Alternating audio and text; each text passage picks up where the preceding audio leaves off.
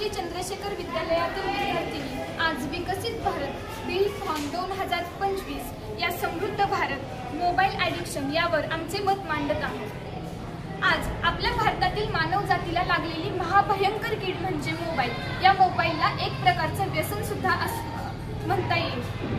आपला भारत हा विकसनशील देश आहे, तो विकासाच्या मार्गावर आहे, परंतु या विकासाच्या मार्गावर असताना आपल्या भारतातील सर्व युवक हे मोबाईलच्या आहारी जात आहेत, ते मोबाईलमध्ये गुंतत आहेत। जर असंच होत राहिलं तर आपल्या देशाचा विकास नक्कीच खुंटत जाईल असं मला वाटतं।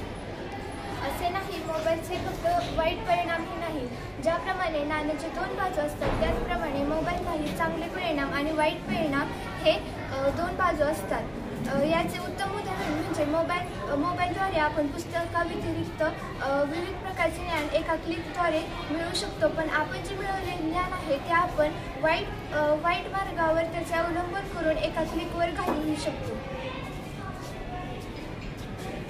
आमचा हा विषय निवडण्याबाबत मागचे कारण असे की आम्ही आमच्या आजूबाजूला पहिल्यापासून बघत आलो की लहान मुलांपासून म्हाताऱ्या माणसांपर्यंत सर्वजण मोबाईलच्या आहारी गेलेले आहेत। मोबाईल हा वाईट नसून तो चांगला आहे, परंतु आजकालच्या जगात समजा आपल्या ओळखीची व्यक्ती आपल्या शेजारी बसली असेल तरी पण ती मोबाईलवरून आपल्याला मेसेज करते। आई मुलाला चहा पिण्यासाठी बोलवायची असेल तरी ती मोबाईलवरून मेसेज करून बोलवते। आपल्या भारताचं नेपाळ देशात रूपांतर व्हायला वेळ लागणार नाही। आपण मोबाईलचा वाईट वापर करणे सोडून चांगला वापर केला पाहिजे। मोबाईलचा वापर आपण योग्य प्रमाणात केला पाहिजे। उदाहरणार्थ लहान मुलांनी तर फक्त अभ्यासासाठीच वापर केला पाहिजे। माणसाने एक गोष्ट कायम लक्षात ठेवली पाहिजे की यंत्र आपल्यासाठी बनले आहेत, आपण यंत्रासाठी नाही। माणसातील माणूस पण हरवेल इतका मोबाईलचा वापर करू नये। धन्यवाद।